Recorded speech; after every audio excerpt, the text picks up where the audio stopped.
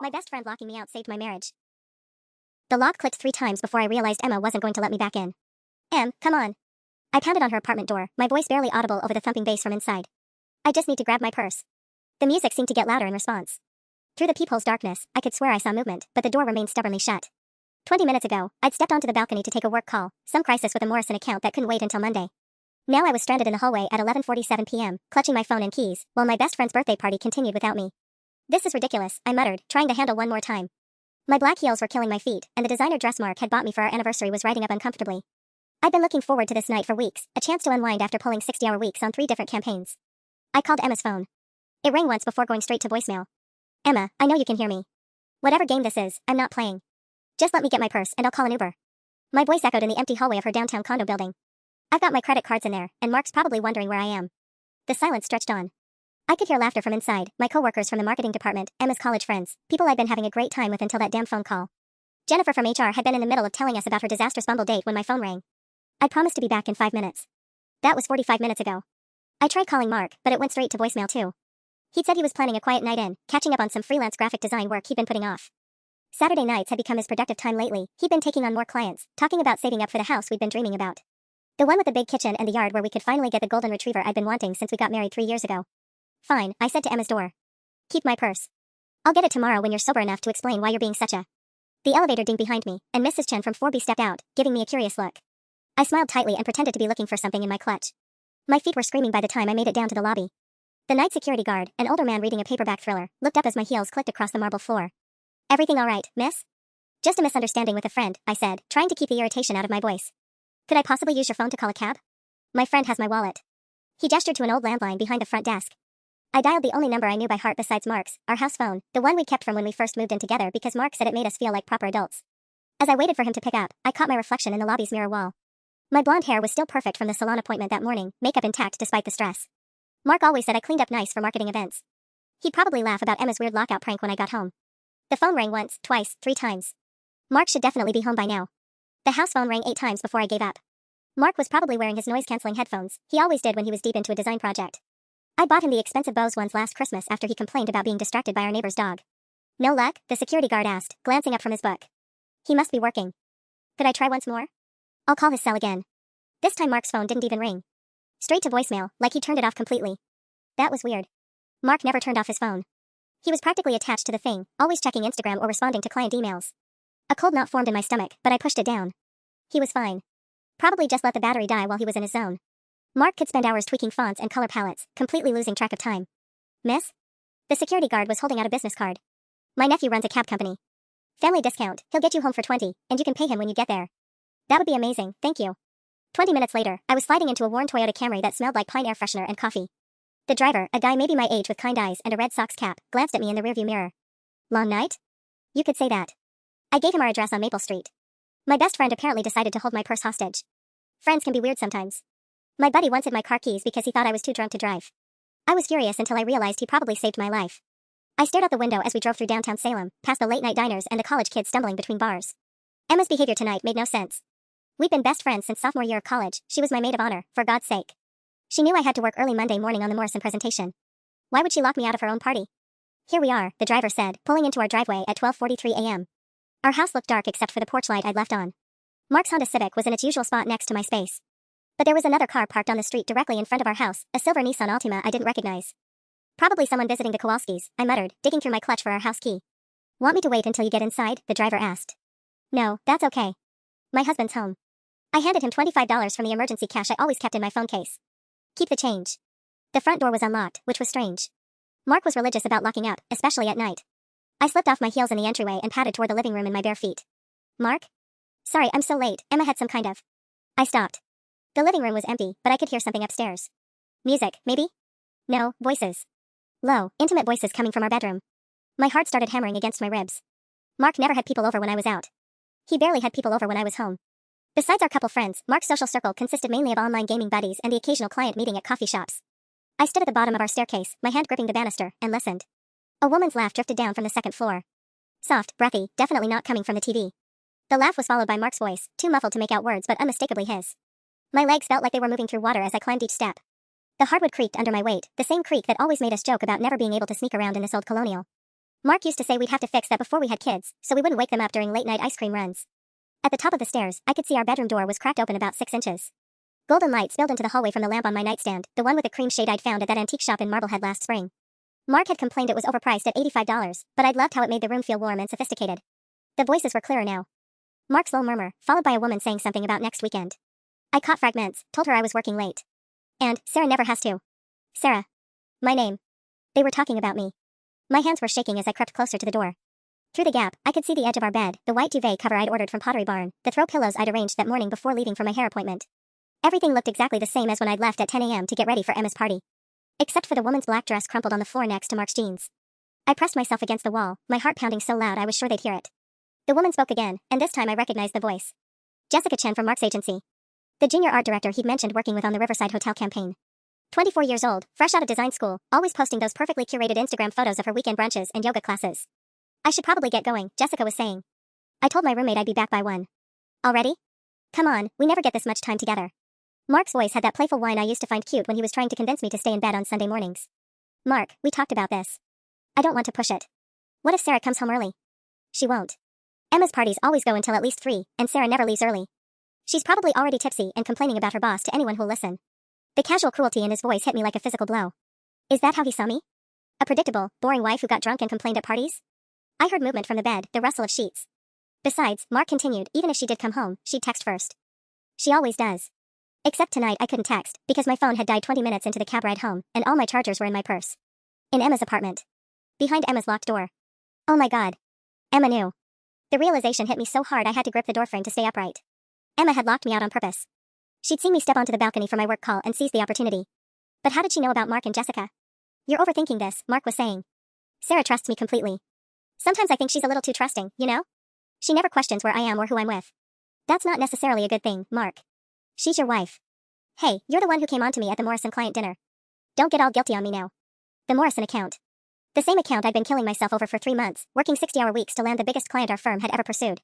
Mark had been helping with the visual presentations, coming to strategy meetings, charming the clients with his easy smile and creative concepts.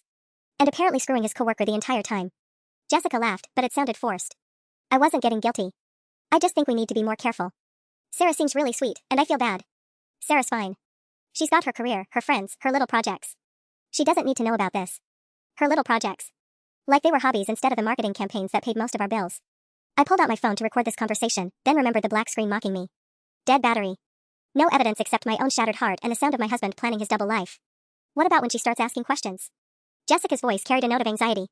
You've been working late 3 nights a week for 2 months. And all those weekend client meetings? Sarah's not suspicious. She's too busy with her own stuff to pay attention. Last Tuesday when I said I was meeting with the Riverside people, she didn't even look up from her laptop. Just reminded me to pick up milk on the way home. Last Tuesday. I remembered that night perfectly. I'd been working on the Morrison pitch deck until almost midnight, surviving on coffee and determination. When Mark came home at 11:30 p.m., he'd kissed my forehead and said the client meeting ran long because they decided to grab dinner.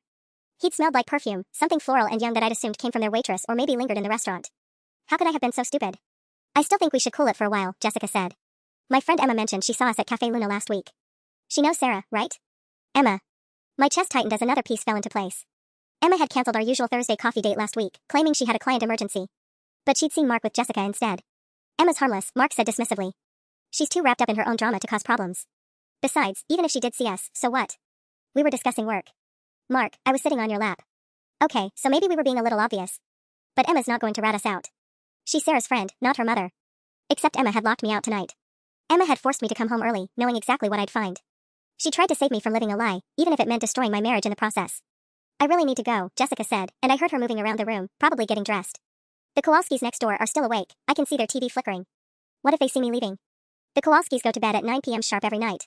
That's probably just the sleep timer. Mark's voice was muffled now, like he was pulling on a shirt. But fine, I'll walk you out through the back door. Panic shot through me. If they came downstairs, they'd see my heels by the front door. They'd know I was home.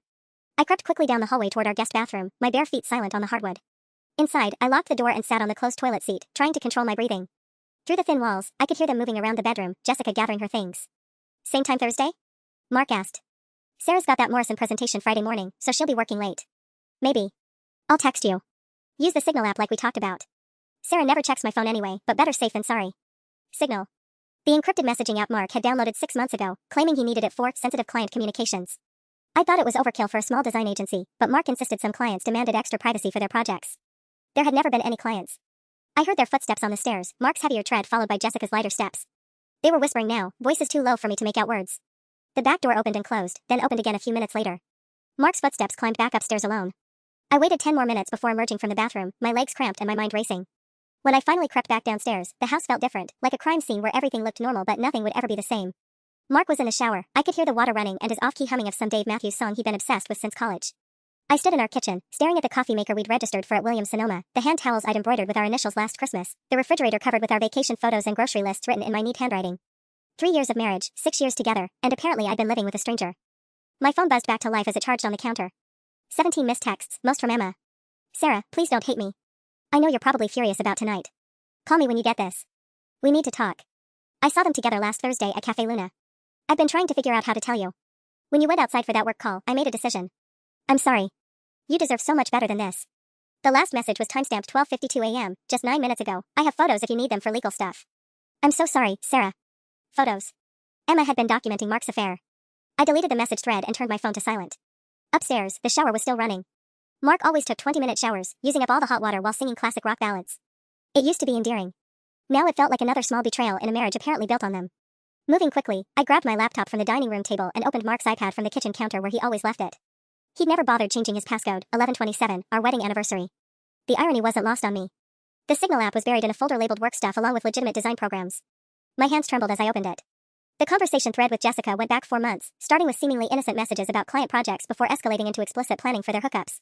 I screenshotted everything, my stomach churning as I read Mark's casual dismissal of our marriage. Sarah's at her mom's this weekend. Come over Saturday afternoon.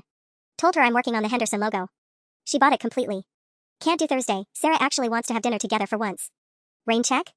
There were others too. 3 different women over the past 18 months. Mark hadn't just cheated, he'd been systematically lying about every aspect of our life together while I worked 60-hour weeks and planned our future. The worst part was reading how confident he sounded. How certain he was that I'd never find out, never question him, never be smart enough to piece it together. I was forwarding screenshots to my personal email when I heard the bathroom door open upstairs. Sarah? Mark called out. That you? Thought I heard something. I quickly closed the iPad and shoved my laptop under a kitchen towel, my heart hammering. Yeah, just got home. Emma's party ended early. How was it? His voice was getting closer as he moved around upstairs, probably getting dressed. Fine. Typical Emma drama. The lie came surprisingly easily. I'm grabbing some water and heading to bed. Cool. I finished up that Henderson project. Think the client's going to love it. Henderson Industries. The fictional client from his messages with Jessica. Mark was going to come downstairs and lie directly to my face, probably kiss me goodnight, maybe even suggest we have breakfast together tomorrow morning like the loving husband he'd never actually been. That's great, I called back, amazed at how normal my voice sounded. I'm exhausted. See you in the morning.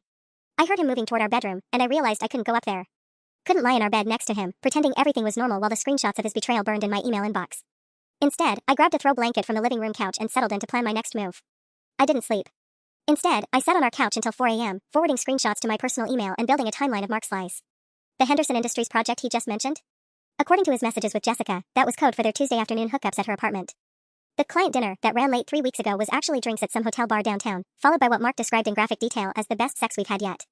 By dawn, I had documented 18 months of systematic cheating with 4 different women. Jessica was just the latest. Before her, there was Amanda from his yoga class, Chloe from the coffee shop he frequented, and someone named Riley whose last name I couldn't find but whose messages suggested she worked in PR. Mark stirred around 7 a.m. I quickly closed my laptop and pretended to be asleep, controlling my breathing as his footsteps creaked down the stairs. Through barely open eyelids, I watched him move around our kitchen, making coffee in the machine I bought him for his birthday, using the mug I'd gotten him from our honeymoon in Vermont. Morning, babe, he said softly, probably thinking I was still asleep. Running to the gym, then meeting Henderson at 10. Back by noon. Henderson again. According to the message timestamps, Jessica was usually free Sunday mornings because her roommate visited family in Boston. The front door closed, and I heard Mark's Honda backing out of the driveway. I gave him 10 minutes, then called Emma. Sarah? Oh my god, I'm so sorry about last night. I know you must hate me, but Emma. My voice came out steadier than I felt. I know why you locked me out. Silence. Then, you found them. Mark and Jessica Chen. In our bed. Saying it out loud made it real in a way that hurt worse than seeing it. How long have you known? 3 weeks. I saw them at Cafe Luna first, but I thought maybe it was innocent. Work stuff, you know? But then I saw them again at that wine bar on Federal Street. They were definitely not discussing marketing strategies. Why didn't you tell me right away? Emma's side carried years of friendship and complicated loyalty. Because I knew it would destroy you. And honestly, I hoped it was just a stupid fling that would burn out. Mark's an idiot, but I thought he loved you enough to end it before you found out. But then I told you about the Morrison presentation dinner, didn't I? When Mark helped with the client pitch. That's when I realized how serious it was. Jessica works for the agency that's competing for the Morrison account, Sarah. She's not some random hookup. She's in direct competition with your firm. The room spun slightly. What are you saying? I'm saying Mark has access to all your campaign strategies. Your client research, your presentation timeline, everything. And he's sleeping with someone whose agency is trying to steal your biggest account. I sank onto a kitchen stool, laptop sliding off my lap. In all my rage about the cheating, I hadn't considered the professional implications. Mark had sat through my Morrison strategy sessions for 2 months, offering suggestions and asking detailed questions I thought showed supportive interest. He'd seen our budget breakdowns, our creative concepts, our entire approach. Emma, the Morrison presentation is Friday. If Jessica's agency knows our strategy, you need to call David immediately. This is corporate espionage on top of adultery. David Brennan, my boss and the firm's managing partner. The man who trusted me with the biggest account in the company's history. How would I explain that my husband had potentially sabotaged everything because I'd been too trusting to see what was happening in my own marriage? I can't. Not yet. If I'm wrong about the connection? Sarah, you're not wrong. Jessica Chen works for Morrison Creative. I looked her up after I saw them together. Morrison Creative is pitching the same client on Monday. They moved their presentation to beat your Friday deadline. The coffee maker beeped behind me, Mark's programmed brew cycle completing its routine like everything in our life was normal. But nothing was normal. My marriage was a lie, my career was potentially sabotaged, and I'd been sleepwalking through my own destruction for 18 months. I need those photos you mentioned, I said quietly. I'm on my way over. Emma arrived 23 minutes later with a manila envelope and 2 large coffees from Dunkin'. She looked like she hadn't slept either, her usually perfect auburn hair was pulled into a messy bun, and she was wearing yesterday's makeup smudged under tired eyes. Before you look at these, she said, setting the envelope on my kitchen counter, I need you to know I've been struggling with this for weeks. I kept thinking maybe I was wrong, maybe there was some explanation. I opened the envelope with shaking hands. The first photo showed Mark and Jessica at Café Luna, her hand resting on his thigh while he fed her a bite of chocolate croissant. The timestamp read Thursday, October 12th, the same day I'd worked until midnight on Morrison campaign revisions. I was there meeting a client, Emma explained. Pure coincidence. I almost didn't recognize Mark at first because he was different. More animated than I'd ever seen him with you. The next photo was worse, Mark and Jessica kissing outside the wine bar on Federal Street, his hands tangled in her hair. Then another of them going into the Marriott downtown, Jessica's overnight bag clearly visible. This was last Tuesday, Emma said softly. The night he told you about the Henderson Industries meeting. I flipped through 12 more photos spanning 3 weeks. Mark looked happy in every single one, genuinely, radiantly happy in a way I suddenly realized I hadn't seen in our own relationship for over a year. When had he stopped looking at me like that? When had I stopped noticing? There's something else, Emma said, pulling out her phone. I hired a private investigator after I saw them the second time. Professional photos, documentation, the whole thing. It cost me $3,000, but I figured if you decided to divorce him, you'd need evidence. She showed me a thick folder on her phone labeled Mark Chin Investigation. Professional surveillance photos, credit card records showing hotel charges and restaurant bills, even GPS tracking data from what looked like Mark's car. How did you get his credit card information? PI has contacts. Apparently Mark's not very careful about covering his tracks when he thinks you're not paying attention. Emma scrolled through bank records showing charges at restaurants I'd never been to, hotels booked on days Mark claimed to be working. Look at this, October 3rd, he spent $247 at the Ocean View restaurant in Marblehead. Same night you texted me that he was working late on client presentations. My stomach dropped. The Ocean View was where Mark had proposed 3 years ago. He'd taken Jessica to our place. The PI also found social media evidence. Emma switched apps, showing me Instagram stories from Jessica's friends. In the background of a group photo posted last weekend, I could clearly see Mark's distinctive Red Sox jacket hanging on a chair. Jessica was at her friend's birthday party Saturday night. Where did Mark say he was? Homesick. Food poisoning from lunch. I remembered bringing him Gatorade and crackers, feeling guilty for going to my book club while he was supposedly suffering. He even posted on Facebook about having a quiet night in. Emma pulled up Mark's Facebook page. Sure enough, there was his post from 7:34 p.m. Saturday, feeling under the weather tonight. Sometimes the best medicine is just staying home with Netflix and soup. Hashtag sick day vibes. Posted 26 minutes after Jessica's friend had tagged her at the birthday party across town. Sarah, there's one more thing. The PI tracked Mark's phone location data. Emma's voice got quieter. Friday morning, when you have the Morrison presentation? Mark's calendar shows a client meeting at 10 a.m. But his usual pattern suggests he'll actually be at Jessica's apartment. The same morning I'm presenting to Morrison Industries. The irony was crushing. He'll be in bed with his girlfriend while I'm trying to save the campaign he helped sabotage. About that, I made some calls last night. Jessica Chen definitely works for Morrison Creative, but she's not just a junior art director. She's the daughter of Morrison Creative's founding partner. Her father is Richard Chen. The name hit me like ice water. Richard Chen was legendary in Boston marketing circles, the man who built Morrison Creative into our biggest competitor over 25 years. If Jessica had access to our entire Morrison Industries strategy through Mark, her father's firm wouldn't just win the account. They'd humiliate us. My marriage isn't just over, I said quietly. My career is finished too. David will never trust me again once he realizes what happened. Unless you get ahead of it. Emma sat down across from me, her expression shifting into the strategic mode that had made her one of Boston's top event planners. You have proof of corporate espionage. Mark had access to proprietary client information and shared it with a direct competitor. That's not just grounds for divorce, it's grounds for a lawsuit. Against my own husband? Against Morrison Creative. They knowingly used stolen information to undercut your bid. Richard Chen's smart enough to know exactly where his daughter was getting those details. Emma pulled up another folder on her phone. The PI found email evidence. Jessica forwarded Mark internal Morrison Creative strategy documents, asking for his opinion on how to counter specific approaches. She showed me screenshot after screenshot of Jessica's emails to Mark, each one more damaging than the last. Mark hadn't just been passively sharing information, he'd been actively helping Morrison Creative build their competing presentation, pointing out weaknesses in our approach and suggesting alternative strategies. The man I'd trusted with everything had been systematically destroying my professional life while I planned our future. I stared at the email screenshots until the words blurred together. Emma, this is industrial espionage. Mark could go to prison for this. Good. Let him. Emma's voice was harder than I'd ever heard it.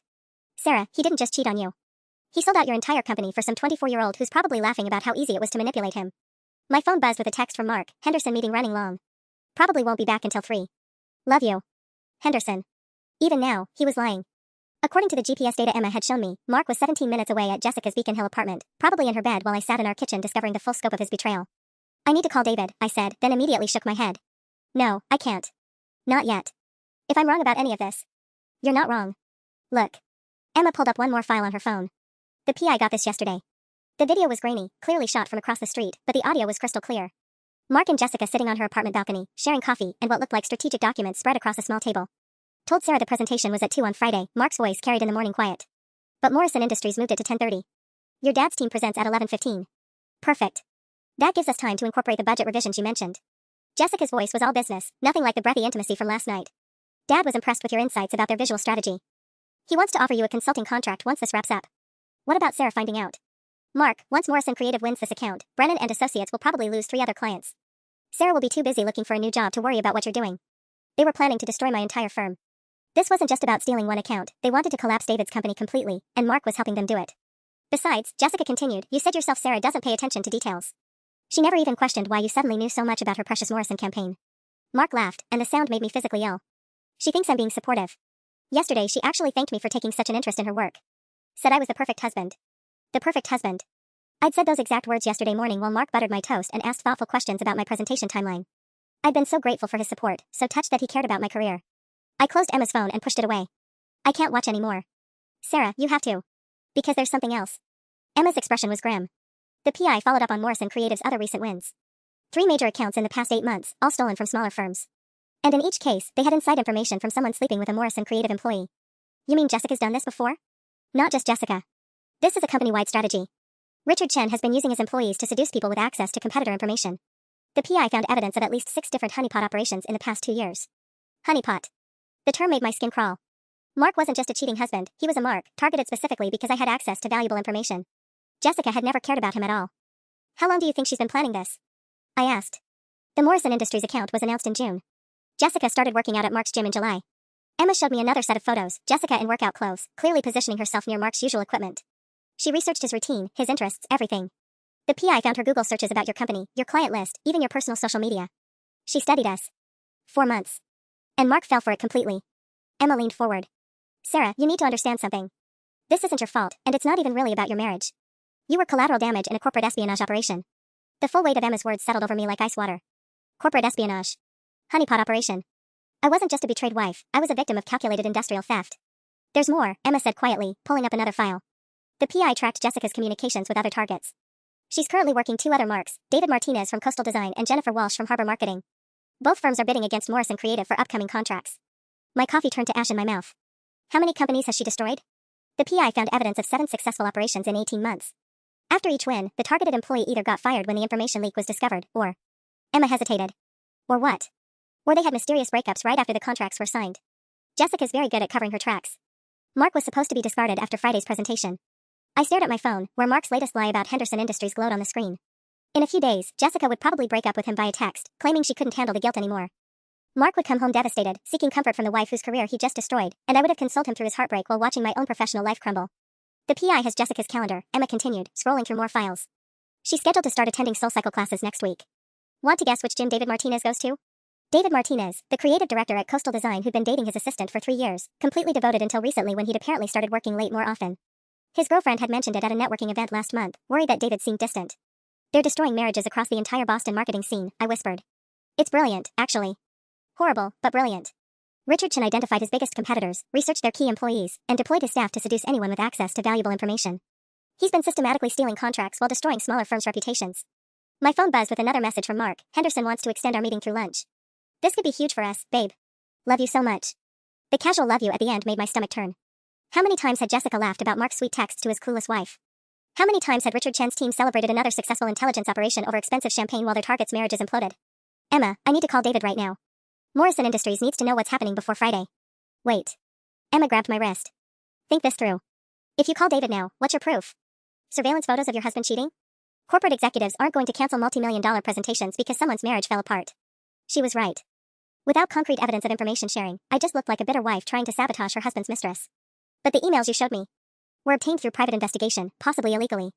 Richard Chen's lawyers would get them thrown out in 5 minutes. Emma's expression was calculating. But if you could get Mark to confess on record. How? The PI suggested something called a confrontation recording. You pretend to have just discovered the affair, get Mark talking about Jessica and her work, let him accidentally reveal how much he's shared. Emma showed me a small device that looked like a regular phone charger. This records everything within 15 feet, uploads automatically to a secure server. The idea of trapping Mark felt simultaneously satisfying and terrifying. What if he doesn't take the bait?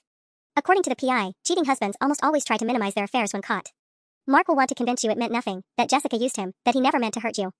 If you ask the right questions, he'll probably admit everything trying to make himself look like the victim. I pictured Mark's face when I confronted him, the shock, the scrambling for explanations, the inevitable attempt to make this somehow my fault for not paying enough attention. Would he really be stupid enough to confess to corporate espionage while trying to save our marriage? The recording has to happen before Friday, Emma said. Once Morrison Creative wins the account, it'll be too late to prove they cheated. 3 days. I had 72 hours to destroy my marriage, expose a corporate conspiracy, and somehow save my career from the wreckage. My hands were shaking as I picked up the recording device. When Mark comes home this afternoon, I'm ending this. The recording device felt heavier than it should have in my palm as I waited for Mark to come home. Emma had helped me position it inside the fake succulent on our coffee table, close enough to pick up conversation, hidden enough that Mark would never notice. At 3:47 p.m., I heard his Honda pull into the driveway.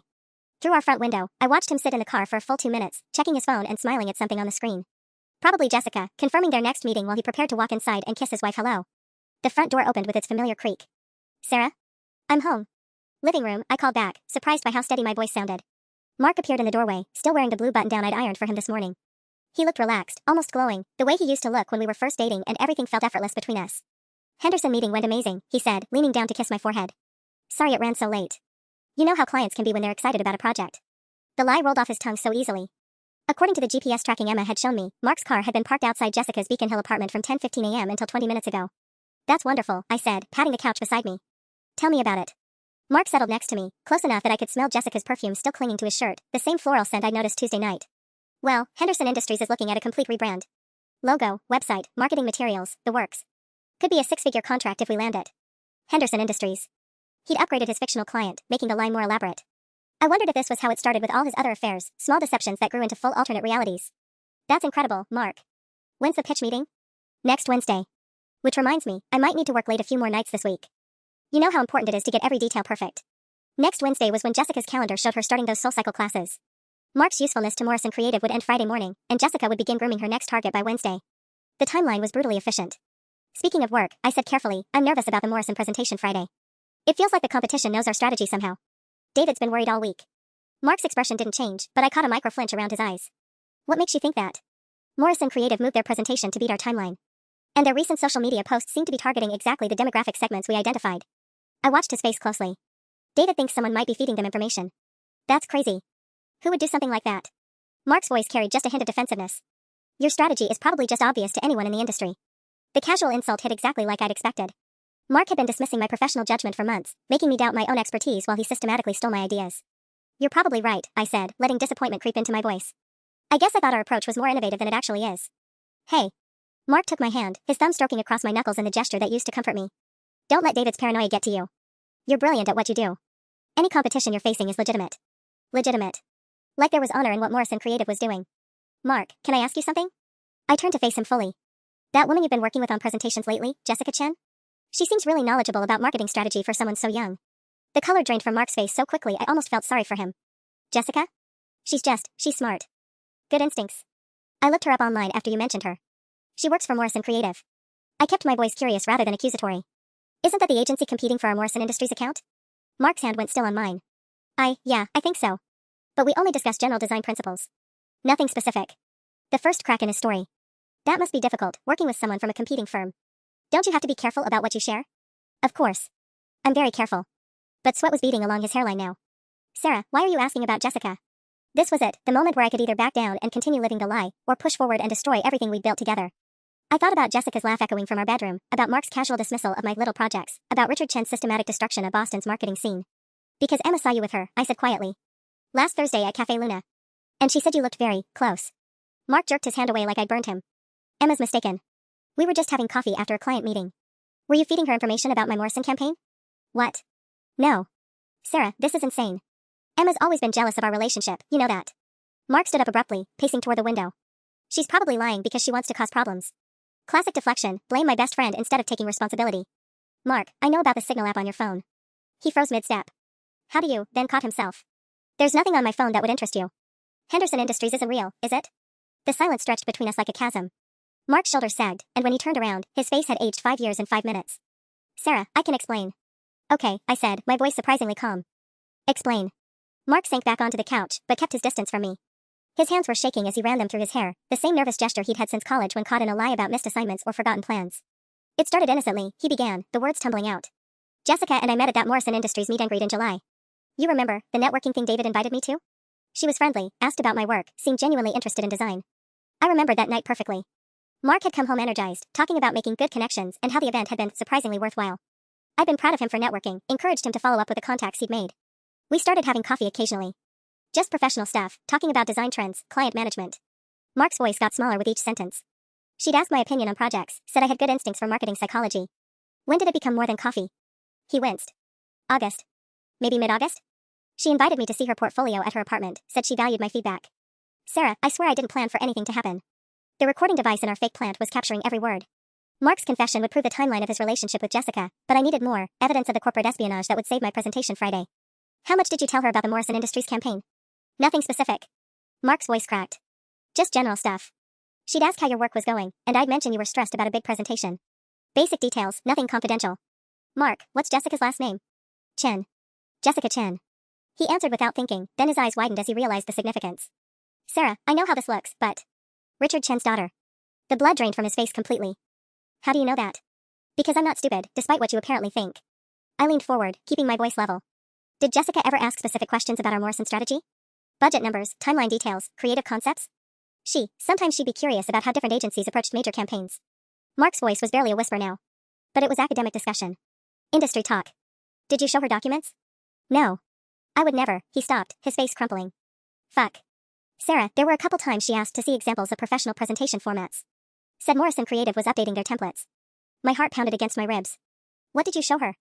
Draft slides. Early concepts for the Morrison pitch. But nothing final. Just rough examples of how you structured campaign proposals. Mark's hands covered his face. Oh God, Sarah, did I mess up your presentation? Mark, Morrison Creative moved their pitch to Monday morning. They know our exact strategy, our budget breakdown, our creative timeline. Everything. I stood up, needing distance from him. Jessica's been feeding information to her father's company for months. No, that's impossible. Jessica cares about me. She wouldn't, Mark's voice broke off as reality hit him. She's Richard Chen's daughter. Did she ever mention her father's work? She said he owned a marketing firm, but I never. I didn't connect.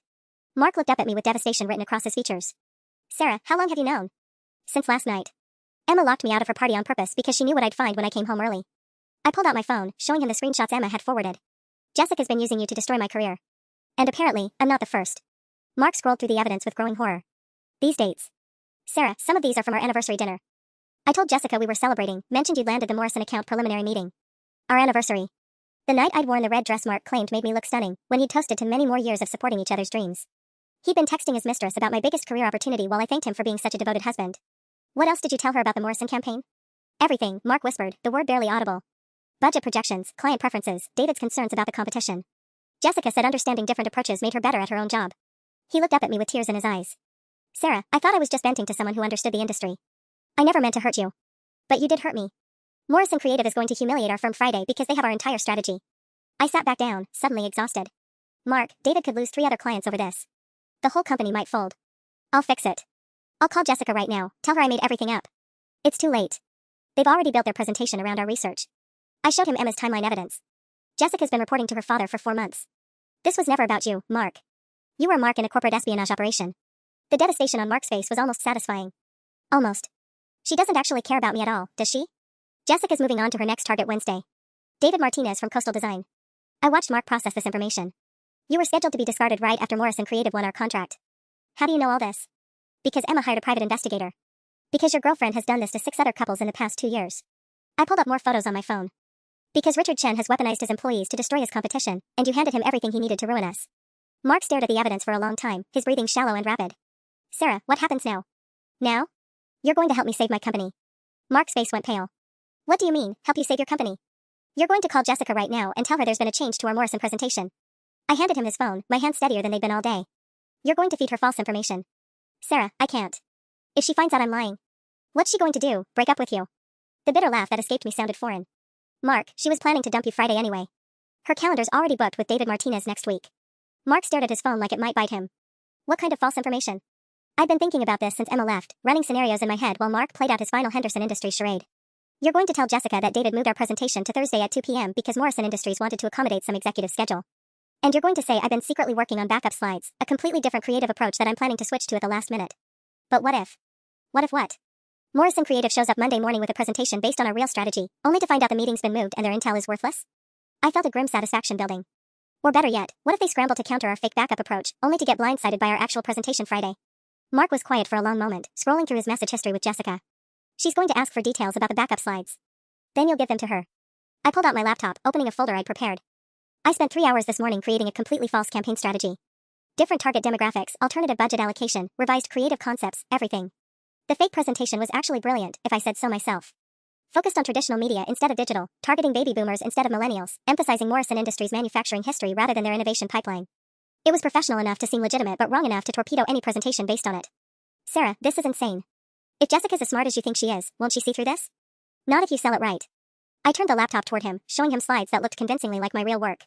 You tell her I've been paranoid about information leaks, so I've been keeping the backup strategy completely secret. You only found out because you saw me working late last night. Mark studied the false presentation, and I watched recognition dawn on his face. You want Morrison Creative to prepare for the wrong campaign entirely. I want Richard Chin to realize his corporate espionage operation isn't as foolproof as he thinks. My voice was getting harder, more confident. And I want Jessica to explain to her father why their intelligence was completely worthless. What if this doesn't work? What if they see through the deception and stick with their original presentation? Then we're exactly where we'd be anyway, competing against a firm that stole our strategy. I closed the laptop. But if it does work, Morrison Creative looks incompetent in front of the biggest client in Boston, and Morrison Industries sees exactly how David's firm handles real innovation under pressure. Mark was scrolling through his signal messages with Jessica, months of casual betrayal displayed in blue and gray bubbles. She's going to want proof. Screenshots of the backup slides, maybe budget documents. I've prepared everything. I handed him a USB drive. Photos of fake spreadsheets, mock-ups of alternative concepts, even a fabricated email thread between me and David discussing the strategy pivot. The level of detail I put into this deception surprised even me. But lying to Jessica felt like justice rather than manipulation, using Mark's betrayal as a weapon to protect everything she'd tried to destroy. Sarah, what happens to us after this? The question hung in the air between us like smoke. Mark's face showed desperate hope that somehow we could fix this, that exposing Jessica's manipulation might absolve him of the choice to help her. That depends, I said carefully, on whether you make this call. Mark dialed Jessica's number with shaking fingers. I watched his face cycle through emotions, fear, guilt, determination, as he waited for her to pick up. Hey babe, Jessica's voice came through clearly on speaker. Mark had fumbled with the phone settings, accidentally broadcasting our deception. How did your meeting with Henderson go? Really well, actually. But Jess, something's happened with Sarah's Morrison presentation. Mark's voice was steadier than I'd expected. There's been a schedule change, and she's completely panicking. I held my breath, studying Jessica's response time. A normal girlfriend would ask about the change immediately. A corporate spy would calculate angles first. Oh no, that's stressful. What kind of schedule change? 3 seconds. She paused exactly 3 seconds to consider her response. Morrison Industries moved the presentation to Thursday at 2 p.m. Some executive conflict on Friday. Mark was reading from the script I'd written, but he sounded natural. But that's not the worst part. Sarah's been hiding backup slides from David, a completely different strategy she's been developing in secret. Backup slides? Jessica's voice sharpened with interest. Why would she hide strategy from her own boss? She's paranoid about information leaks. Thinks someone's been sharing details with Morrison Creative. Mark met my eyes, and I saw something like admiration there. She's been working on this alternative approach for weeks, planning to switch it out at the last minute if she suspected corporate espionage. The silence on Jessica's end stretched longer this time. 8 seconds of calculation. That's actually pretty smart, she finally said. What kind of alternative approach? Traditional media focus instead of digital. She thinks Morrison Industries board is more conservative than anyone realizes, wants to emphasize their manufacturing heritage rather than innovation. Mark was warming to the performance now. Complete demographic shift, targeting decision makers over 45 instead of millennial consumers. Wow. That's a major pivot from what you've mentioned before. There it was, confirmation that she'd been cataloging every detail Mark shared. A real girlfriend would have said something supportive about Sarah's stress levels. Jessica was auditing intelligence. I wasn't supposed to see any of it, Mark continued. She had the slides spread out in the dining room this morning when I came down for coffee. Quickly closed everything when she saw me, but I caught enough to realize how different it was. Did you see budget allocations? Timeline adjustments? And there was the corporate spy, unable to resist fishing for specifics. I gestured for Mark to check his phone, where I'd texted him additional script points. Some budget stuff, yeah. Heavy investment in print advertising. I saw numbers around 40% of total spend going to traditional media. Sarah seemed stressed about justifying that to Morrison Industries' younger executives. I deliberately made the budget allocation sound questionable, something Morrison Creative would want to exploit in their competing presentation. Mark, this is really important. Jessica's voice took on new urgency. Could you get photos of those backup slides? Even just the overview pages? No pretense now. No concern for Mark's marriage or professional ethics. Just naked hunger for corporate intelligence. Jess, I don't know. If Sarah caught me photographing her secret strategy. She won't catch you. You said she's working late all week, right? Just grab some quick phone pics when she's at the office. Jessica's voice was pure manipulation now. Baby, this could actually help Sarah in the long run. If Morrison Creative prepares for her old strategy and she surprises them with something completely different, your wife wins automatically. Mark looked at me with something like wonder. Jessica was coaching him to betray me more effectively, framing espionage as marital support. I guess that makes sense, Mark said slowly. Let me see what I can do. Actually, Mark said, his voice gaining confidence, I think I can do better than photos. Sarah left her laptop open when she rushed out for her emergency meeting with David this afternoon. The backup presentation is probably still loaded. I stared at Mark in shock. There had been no emergency meeting with David. We'd planned for him to mention seeing my secret files, but he was improvising now, adding details that made the story more convincing. Mark, that's perfect. Jessica's excitement was barely contained. Could you email me the files? Just the main slides and budget breakdown? I don't know, Jess. Emailing Sarah's work files feels like crossing a line. Mark was playing reluctant beautifully. What if there's some kind of digital trail? Use a shared cloud folder. I'll set up a temporary account, no email records, no corporate servers. Jessica was breathing faster now. Baby, I know this feels wrong, but think about it. If Morrison Creative is really stealing information like Sarah's suspects, shouldn't someone level the playing field? The twisted logic was almost impressive. Jessica was reframing corporate espionage as justice, making Mark feel heroic for betraying his wife's trust. Okay, Mark said after a calculated pause. But this stays between us, right? I'm only doing this because I think Sarah's backup strategy is brilliant and she deserves to win. Of course. Send everything to jessica.temp.files@cloudshare.com. I'll delete the account after I review the materials. Mark grabbed my laptop, fingers flying over the keyboard as he uploaded the fabricated presentation files. I watched months of careful deception crystallize into a single moment of counterintelligence. Files are uploading now, Mark said. Jess, promise me this doesn't hurt Sarah somehow. I know you work for a competing firm, but... Mark, I would never do anything to hurt your marriage. I care about you too much. Jessica's voice dripped with synthetic sincerity. Besides, Morrison Creative's presentation is completely different from Sarah's backup strategy. This actually eliminates any chance of overlap. Because they've been planning to copy our real strategy entirely. Jessica was confirming everything we'd suspected about Morrison Creative's intelligence operation. Uploads finished, Mark announced. Main presentation, budget allocations, timeline adjustments, even Sarah's notes about Morrison Industries board preferences. You're amazing. I'll review everything tonight and delete the files tomorrow. Jessica's breathing was returning to normal. Mark, we should probably keep this between us. If Sarah found out you'd seen her secret strategy, she'd kill me, Mark agreed. Thursday's going to be interesting. I almost want to watch Morrison Creative's faces when Sarah unveils something completely different from what they're expecting. Wait, what do you mean? Mark looked at me, eyebrows raised. We hadn't planned this part. Well, if Morrison Creative has been stealing information like Sarah suspects, they'll show up Thursday with a presentation designed to counter her original strategy. But she'll be presenting the backup approach instead. Mark was thinking on his feet now. They'll look completely unprepared. The silence on Jessica's end was deafening. 10 seconds. 15. I could practically hear her recalculating everything. Mark, are you saying Sarah suspects Morrison Creative specifically? She mentioned them by name yesterday. Said their recent social media campaigns seemed suspiciously similar to concepts she discussed in private meetings. Mark was building the paranoia beautifully. David's been worried about industrial espionage for weeks. That's concerning. Has Sarah mentioned taking any legal action? And there was Jessica's real fear, not that Morrison Creative might lose the account, but that their entire espionage operation might be exposed. Sarah talked about hiring a private investigator if they lose the Morrison Industries contract, Mark said. She's convinced someone's been feeding them inside information. The call ended 30 seconds later, Jessica claiming a sudden emergency at work. The Morrison Industries presentation was scheduled for 10 a.m. Friday. At 9:47 a.m., I stood outside the Morrison Creative conference room, watching through the glass wall as Jessica Chen frantically shuffled through presentation materials while her father Richard Chen barked orders at their design team. Sarah, you're absolutely glowing, David whispered beside me. I haven't seen you this confident in months. He was right. For the first time since discovering Mark's affair, I felt completely in control. Morrison Creative had swallowed our false intelligence completely. Their hasty presentation pivoted to counter a strategy we'd never planned to use, targeting demographics we'd never researched, addressing concerns Morrison Industries had never expressed. At 9:52 a.m., Jessica's phone rang. Through the glass, I watched her face crumble as she answered. Mark had called exactly on schedule. Jess, there's been another change, Mark's voice carried clearly through her phone speaker. Sarah just told David that Morrison Industries moved the presentation back to the original Friday slot. The Thursday meeting was cancelled. Jessica's face went white. What do you mean cancelled? Some board member couldn't make Thursday after all. They're back to Friday at 10 a.m. Mark paused perfectly. But here's the weird thing, Sarah switched back to her original presentation this morning. Completely scrapped the backup strategy. I watched Jessica sink into a chair as the implications hit her. Morrison Creative had spent 18 hours rebuilding their presentation around false intelligence, and now they had 13 minutes to somehow salvage a strategy based on our real approach, which they'd completely abandoned. Mark, I need those original files you mentioned weeks ago. Jessica's voice was desperate now. The slides from Sarah's first strategy draft. I don't have access anymore. Sarah's been keeping everything locked down since she got paranoid about leaks. Mark's performance was flawless. Jessica, is everything okay? You sound stressed. Through the glass, I watched Richard Chin realize what had happened. His face cycled through confusion, rage, and something that might have been admiration as he understood the scope of our deception. At 9:58 a.m., Jessica hung up and whispered something to her father. Richard Chen's shoulders sagged in defeat. At 10 a.m. sharp, Morrison Industries executives filed into the conference room between our two competing presentations. David squeezed my shoulder as we took our positions. Ladies and gentlemen, the Morrison Industries CEO announced, we'll hear from Morrison Creative first, followed by Brennan and Associates. I settled back to watch Morrison Creative's presentation with anticipation that felt better than any revenge fantasy. Jessica stood at the front of the room, her usual confidence completely shattered, as she began presenting a strategy designed to counter a campaign that had never existed. Their budget allocations made no sense. Their demographic targeting contradicted Morrison Industries' actual customer base. Their creative concepts addressed problems the client didn't have while ignoring issues they'd specifically mentioned wanting to solve. 15 minutes into Morrison Creative's presentation, the Morrison Industries CEO looked confused. 30 minutes in, he looked irritated. By minute 45, when Jessica finished explaining why Morrison Industries should focus on print advertising for baby boomers instead of digital engagement with millennials, the client looked genuinely insulted. Thank you, Morrison Creative, the CEO said tersely. Brennan and Associates? I stood up, my real presentation perfectly calibrated to everything Morrison Industries actually needed. Our strategy was innovative, our budget was realistic, and our creative concepts addressed the exact challenges their CEO had outlined in our preliminary meetings. More importantly, our presentation made Morrison Creative look not just wrong, but completely out of touch with their potential clients' business reality. 47 minutes later, Morrison Industries offered Brennan and Associates a 2-year contract worth $3.2 million.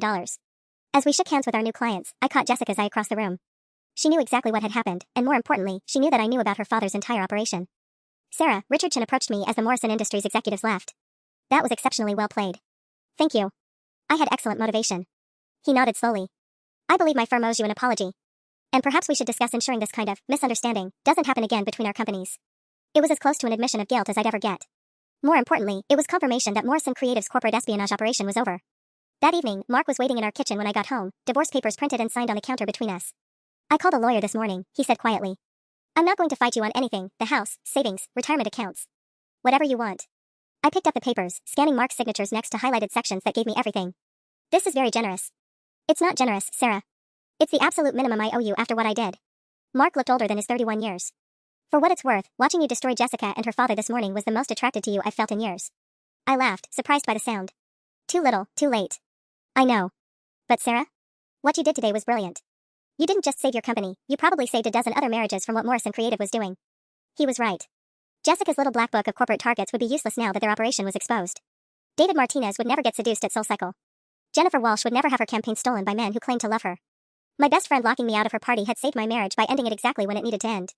Mark, for what it's worth, I hope you find someone who actually cares about you someday. Yeah, he said, standing up to leave. Me too. After Mark left, I called Emma. So, she said without preamble, how does it feel to be Boston's most badass marketing director? I looked around our kitchen, my kitchen now, and realized I felt lighter than I had in months. It feels like the best revenge is a life well lived. And a corporate espionage operation thoroughly destroyed. That too. 3 months later, Brennan and Associates landed 2 more major accounts from companies impressed by our Morrison Industries campaign. Morrison Creative quietly folded after 3 clients discovered evidence of information theft. Jessica Chen moved to Portland, her LinkedIn profile now listing her as a freelance consultant. And Emma never locked me out of anywhere again. Because sometimes, the most devastating betrayal is also the most perfect liberation.